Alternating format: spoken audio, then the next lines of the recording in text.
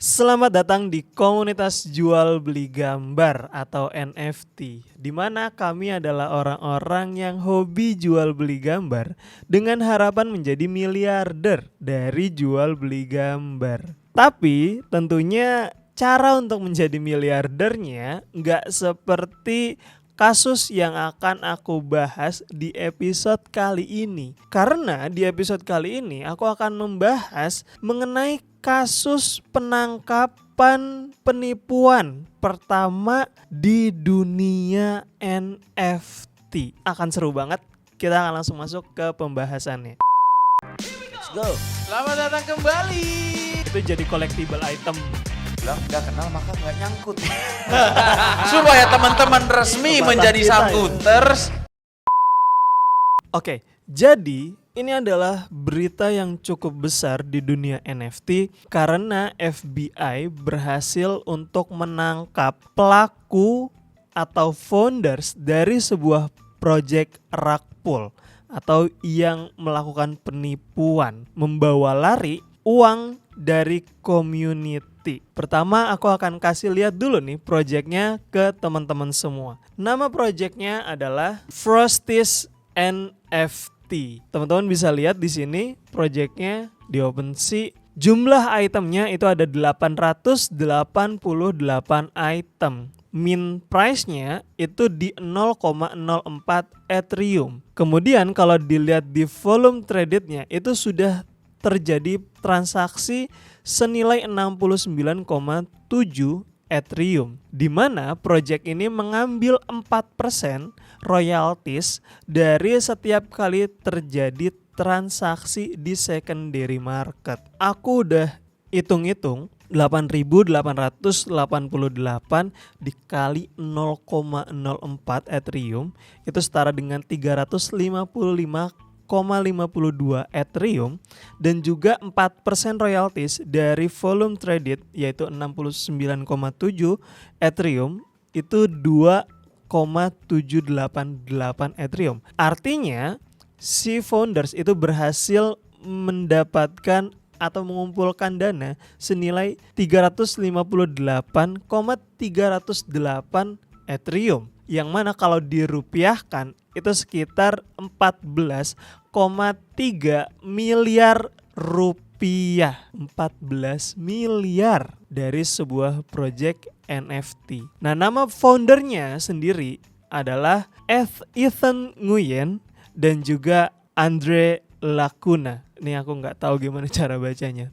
Tulisannya begitu. Ketika dia mempromosikan projectnya, dia membuat sebuah roadmap dan berjanji akan membuat metaverse, kemudian staking, ada juga breeding, dan juga giving back to the community. Tapi setelah project ini sold out, tadi 8,9 ribu tadi sold out, beberapa jam kemudian foundersnya itu langsung men-shutdown seluruh sosial media milik mereka. Discord, Twitter, Instagram, bahkan websitenya itu semua dihilangkan, di-shutdown sama si foundersnya. Ini gila banget. Dan yang bikin lebih gilanya lagi dari kasus ini adalah salah satu dari founders itu ngechat, ngirim pesan ke salah satu moderator di Discord-nya. Jadi kalau teman-teman yang belum tahu, dalam sebuah project NFT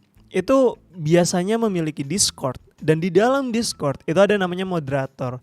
Moderator atau mod itu membantu project untuk menjawab pertanyaan dari members yang ada di dalam Discord. Jadi yang bantu ngejawabin tuh moderator. Nah, salah satu founders itu ngechat si moderator. Chatnya kita bahas nih. Ini adalah chat di Discord dari foundernya ke salah satu moderatornya. Kita lihat di sini. Dia bilang, I know this is shocking. Gue tahu ini mengejutkan. Tapi ini project bakal berakhir. Gue gak pernah punya tujuan untuk menjalankan project ini. Dan gue gak punya juga rencana untuk apapun di masa mendatang. Itulah kenapa project ini bakal berakhir. Lu adalah moderator yang hebat dan lu punya hati yang mulia. Kalau orang nanya, kasih aja chat ini biar nama lu bersih. Gua saranin lu delete akun Discord lu, terus bikin yang baru karena pasti bakal banyak yang ngebenci lu. Gua tahu lu udah ngelewatin hal yang sulit, jadi gua mau ngelakuin sesuatu untuk ngebantu lu. Gua tahu ini nggak bakal mengembalikan kepercayaan, tapi gua bakal ngirimin Ethereum untuk ngebantu lu, untuk menyelesaikan masalah lu. Nggak peduli apa yang bakal orang omongin, gua tulus peduli sama lo. Dengan apapun yang terjadi sekarang, gue mau lo tahu bahwa gue peduli dan gue apresiasi meskipun lo nggak mengapresiasi gue. Gila sih. Ini nama moderatornya Giri ya. Terus ini si Frosty nih yang ngirim chatnya. Gila banget ini. Jadi dia tuh terang-terangan gitu bahwa ini ya dia emang gak ada rencana. Dia bikin project ini emang tujuannya untuk kabur gitu, untuk emang gak punya perencana masa depan. Padahal dia udah nulisin bikin metaverse, bikin staking, bikin breeding di dalam roadmapnya dia. Kita akan bahas sekarang mengenai kronologi penangkapannya. Karena pas aku baca ini penting banget, seru banget cara penangkapannya. Gimana caranya polisi bisa mengetahui asli di balik Project Frosties ini? Awalnya polisi mencoba melacak wallet dari si pelaku. Jadi sebuah project itu kan biasanya ada wallet kreatornya. Nah, dari wallet kreator itu ternyata uangnya tuh udah ditransfer. Setelah uangnya ditransfer, ternyata ujungnya uang collection ini masuk ke dalam sebuah platform yang namanya Tornado Cash. Ini menarik banget nih. Berarti emang dia udah mempersiapkan hal ini banget. Di Tornado Cash itu kelihatan tuh bahwa si pengirimnya ngirim uang ke Tornado Cash. Platform Tornado Cash ini tujuannya adalah untuk mengacak pengiriman. Jadi penerima setelah uangnya masuk ke Tornado Cash itu nggak ketahuan penerimanya selanjutnya tuh siapa. Ternyata emang si platform ini digunakan untuk itu. Nah, polisi datengin dong ke si platformnya. Ini uang masuk ke platform lo. Nah, bantu gua dong untuk nge-track transaksi ini. Orang pihak dari si Tornado Cash mengatakan mereka kesulitan untuk melacak transaksi itu karena tujuan adanya platform ini adalah untuk menghindari hal tersebut agar tidak bisa terlacak transaksinya. Karena platformnya ini itu berjalan secara autonomous atau berjalan secara mandiri. Dia gak punya kewenangan untuk ngapa-ngapain si platform ini. Banyak platform-platform decentralized yang emang kayak gitu. Jadi platformnya diserahkan kepada bisa holders, bisa pemegang koin terbanyak gitu-gitu. FBI itu mentok di situ, nggak bisa untuk ngelanjutin pencariannya. Kemudian maka yang dilakukan selanjutnya oleh FBI adalah mencari jejak di Web 2. Kalau tadi ngomonginnya decentralized app, itu Web 3, nggak bisa ketemu, mentok.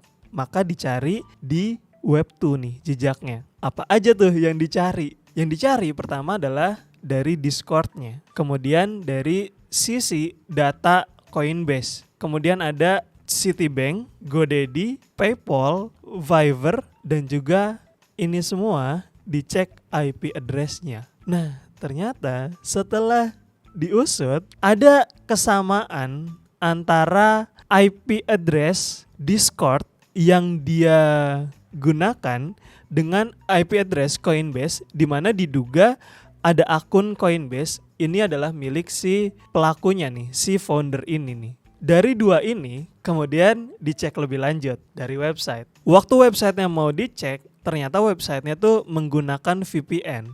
Jadi IP address-nya itu berbeda. Tapi untuk bisa dapat VPN itu, beli VPN dulu pakai PayPal. Ketrack akhirnya beli VPN-nya sama bayar pakai PayPal yang mana. Jadi kedatanya semuanya itu dari data-data yang bisa didapetin dari Web 2. Jadi transaksi arus transaksi yang di Web 3 itu nggak mentok di Tornado Cash tadi. Tapi begitu ditelusurin di Web 2, ternyata FBI bisa dapet. Pada saat melakukan penangkapan, posisinya si Ethan dan juga Andre ini itu sedang merancang untuk project selanjutnya. Gila gak? Dia udah mempersiapkan project selanjutnya yang sama persis, yang emang tujuannya untuk ngambilin uang orang, habis itu dia pergi gitu aja. Kemudian cerita nih si Ethan sama si Andre ke FBI bahwa dia bikin gambarnya itu di Fiverr. Dia nge-request ke orang beli di Fiverr, kemudian gambarnya itu dia bikinin smart contract, udah deh upload di OpenSea, bikin website mint, abis itu orang nge-mint, udah masuk ke OpenSea. Bahkan dia bikin gambarnya dari Fiverr. Itu adalah cerita penangkapan pertama dari kasus rug pull atau penipuan di dunia NFT. Ancaman penjaranya untuk si Ethan dan juga Andre itu maksimum ancamannya di 20 tahun penjara. Dan ini bukan satu-satunya project rug pull tentunya. Kita udah sama-sama tahu ya, project rug pull tuh banyak banget project rug pull. Tapi dengan adanya berita ini bikin hawa segar untuk kolektor dan juga untuk trader, dan juga memberikan mimpi buruk tentunya bagi orang-orang yang memiliki rencana jahat untuk melakukan rug pull. Karena berarti ada kemungkinan orang yang melakukan rug pull itu bisa untuk ditangkap. Kalau dilihat dari cerita tadi, memang Web3 itu datanya transparan banget. Aliran uangnya itu bisa untuk dilacak. Tapi permasalahannya datanya itu anonim, nggak pakai KTP, nggak pakai data diri apapun, semuanya anonim. Sedangkan untuk Web2, semua transaksinya itu biasanya menggunakan identity untuk melakukan verifikasi. Uang kita yang ada di Web3,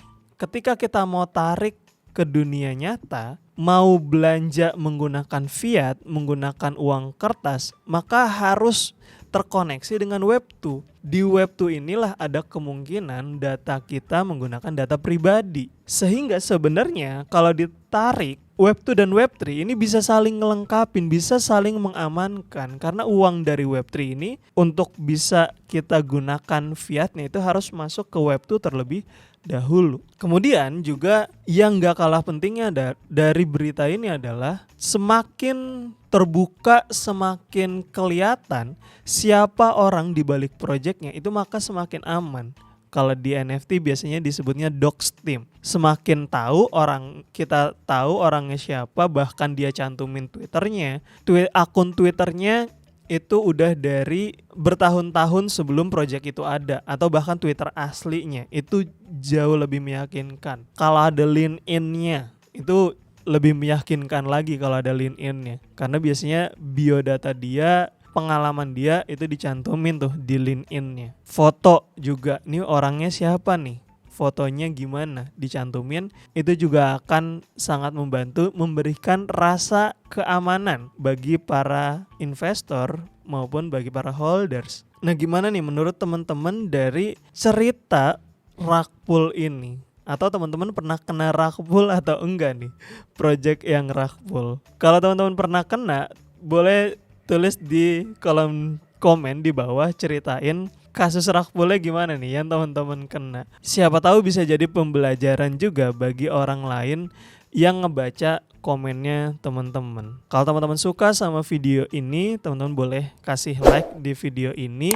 Jangan lupa untuk subscribe biar gak ketinggalan informasi mengenai dunia NFT selanjutnya. Sekian dari aku, kita ketemu di episode selanjutnya. Dadah semua.